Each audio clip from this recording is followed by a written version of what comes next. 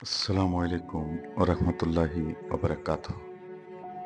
আজকের ভিডিওতে অনেক গুরুত্বপূর্ণ কিছু কথা নিয়ে আপনাদের সামনে হাজির হয়েছি। এখান থেকে যদি আমরা সামান্যতম শিক্ষা নিতে পারি, হয়তো আমাদের জীবনে কষ্ট দুঃখটা কিছুটা হলেও লাঘব হবে। যখন তোমার নিজের জীবনে নিজের রক্তের মানুষের কাছ থেকে খুব বেশি কষ্ট পাবে, তখন মন খারাপ করো না, ভেঙে পড়ো না। মনে মনে তখন তুমি হজরত ইউসুফ আলাইসাল্লামের কথা স্মরণ করবে। কারণ হজরত ইউসুফ আলাইসাল্লাম তার নিজের আপন ভাইদের কাছ থেকে বৈষম্যের শিকার হয়েছিলেন, কষ্টের শিকার হয়েছিলেন। দেখবে তোমার মনে প্রশান্তি চলে আসবে।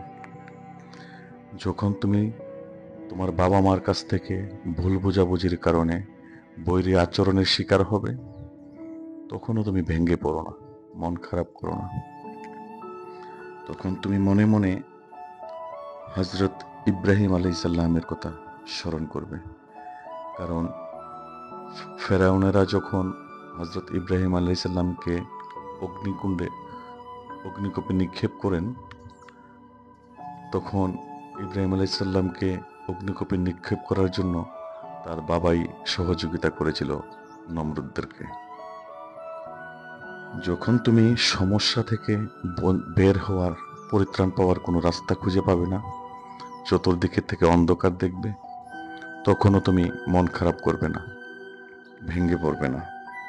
তখন তুমি হজরত ইউনুস আলাইসাল্লামের কথা স্মরণ করবে। কারণ হজরত ইউনুস আলাইসাল্লাম জীবনের অনেকটা সময় মাছের পেটে আটকা পড়েছিলেন। দেখবে সেখান থেকেও তিনি পরিত্রাণ পেয়েছেন। একদিন তুমিও সকল বাধা বিপদ থেকে পরিত্রাণ পাবে। যখন তোমার নামে কেউ কুৎসা রটাবে, তখনও তুমি ভেঙে পড়ো না, মন খারাপ করো না। কারণ তখন তুমি মনে মনে মা আয়েশা রাদিয়াল্লাহু আনহুমার কথা স্মরণ করবে। একটা সময় মার আয়েশা রাদিয়াল্লাহু আনহুমার নামেও পুরা শহর জুড়ে কুৎসা রটানো হয়েছিল। যখন তুমি অসুস্থ, ব্যথার যন্ত্রণায় কাতরাবে, তখনও তুমি মন খারাপ করো না, ভেঙে পড়ো না। তখন তুমি মনে মনে হজরত আয়ুব আলাইসাল্লামের কথা স্মরণ করবে। কারণ হজরত আয়ুব আলাইসাল্লাম জীবনের অনেকটা বছর, অনেকটা সময়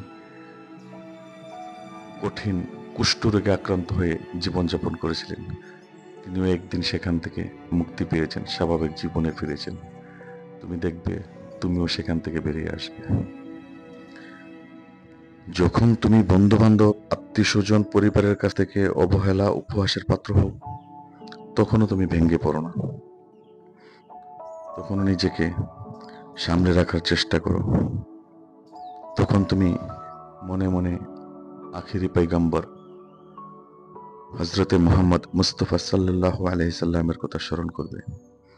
তিনি বলেছেন, সবচেয়ে বড় পরীক্ষা দিয়ে সবচেয়ে বড় সফলতা অর্জন করতে হয়। আল্লাহ যখন কাউকে ভালোবাসেন, তখনই